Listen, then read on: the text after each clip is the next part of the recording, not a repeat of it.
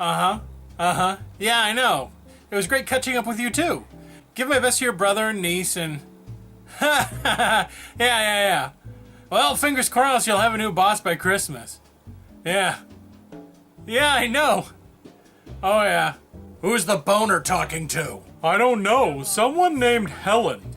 Helen, eh? I smell romance. I don't. I smell nacho cheese. Sorry, I had a bag of Doritos for lunch. Snack or family size bag? Family size. Well, when will you be out here again?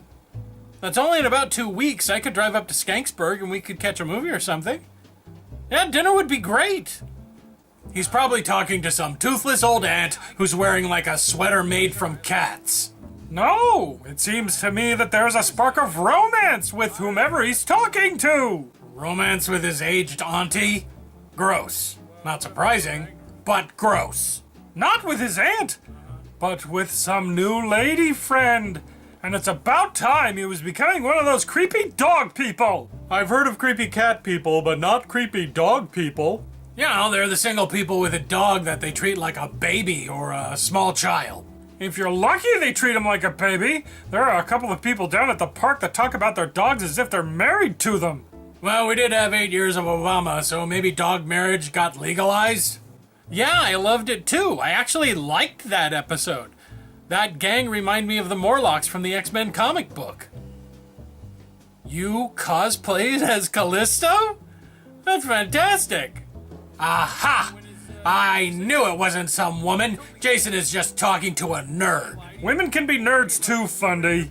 Yeah, but not real women. Oh, and you know so much about real women. I do. I was married to one once, remember? You mean that sham marriage to hide the fact that you were gay? Still counts. Okay, I look forward to it. You too. Bye, Helen.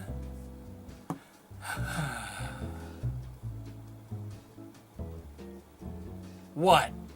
Who are you on the phone with? Is it one of them coffee girls from the cafe? They are paid to be nice to you when you're buying coffee. It doesn't mean they want to date you. It wasn't one of the women from the Sip and Jitter.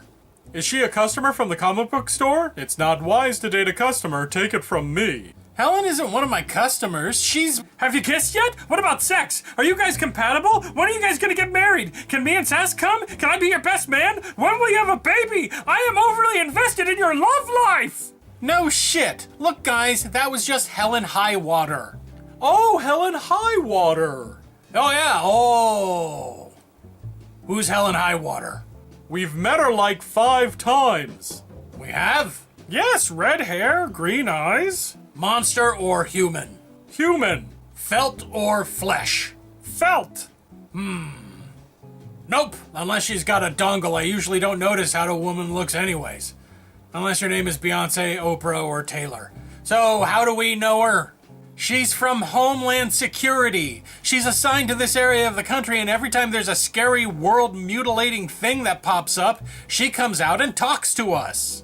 So she just wanted to talk to you about the acting mayor, the whole moon turning into a skull, and the scary powers thing? Well, at first, but then we just started, talking and stuff.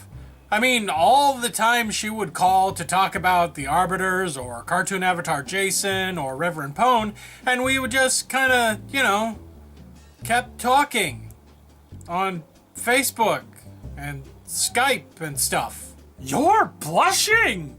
Yes, I am. I really like her, and we're gonna go see Star Wars together. Whoa, Jason. Star Wars? Isn't that moving a little fast for you?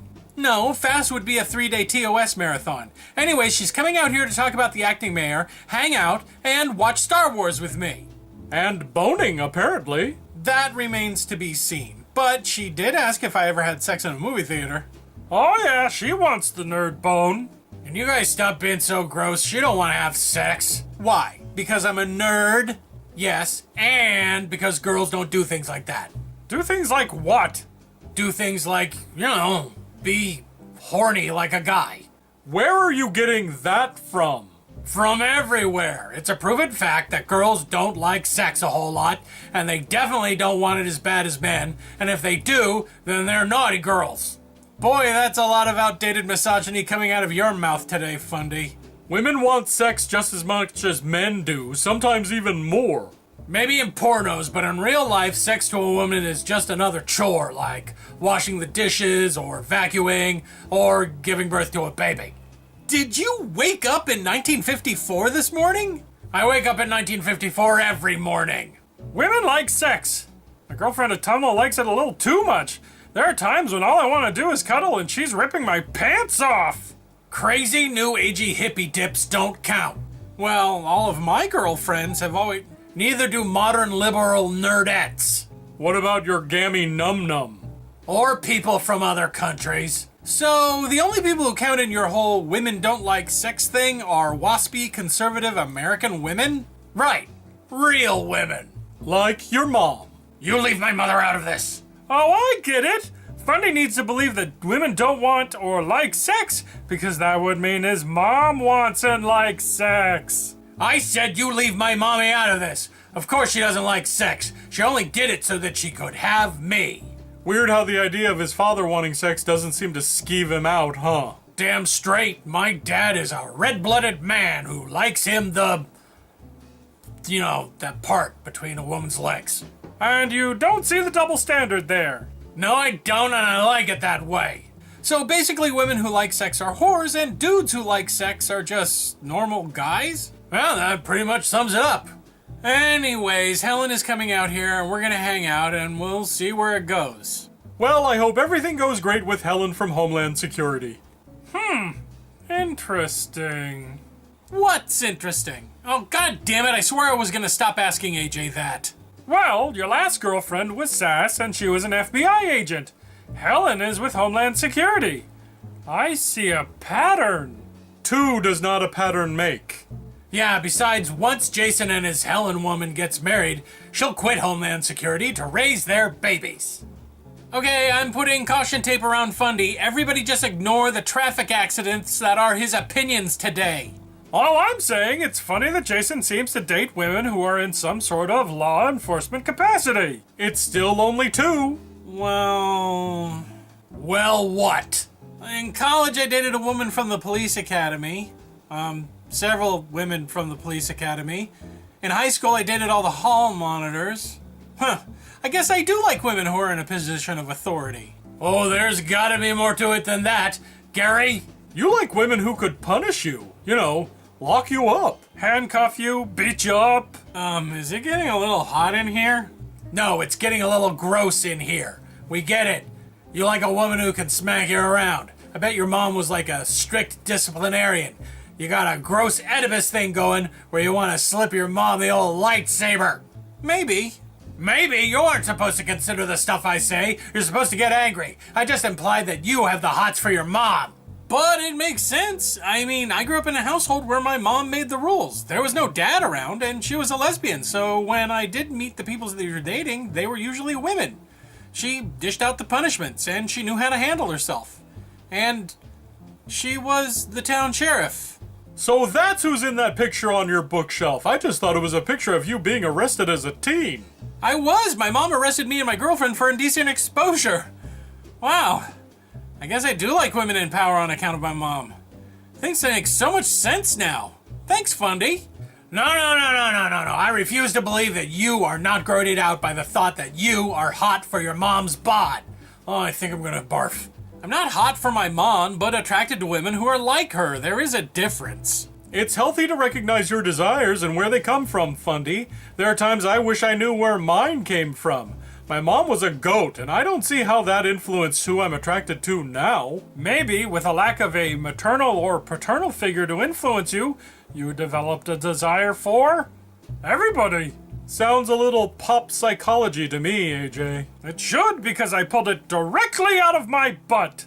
What about you, AJ? Do you see any similarities between your mom and Autumnal? Are you kidding? My mom was an old money heiress. She was a debutante. She never worked a day in her life, and she treated everybody who wasn't as rich as her like servants. She was an elitist ice queen. 1% garbage through and through. Sounds like my kind of woman.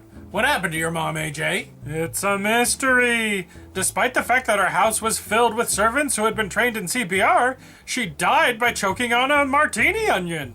So if I was going to be a pull-it-out-of-my-ass psychologist, I would say that the reason that you are with the very new agey and liberal autumnal is because you wanted someone who was the opposite of your mother. I could see that. If my mom and Autumnal had ever met, one of them would have died. Probably my mom, because Autumnal is sitting on a pile of suppressed rage. Why did your dad even marry your mom if she was so awful?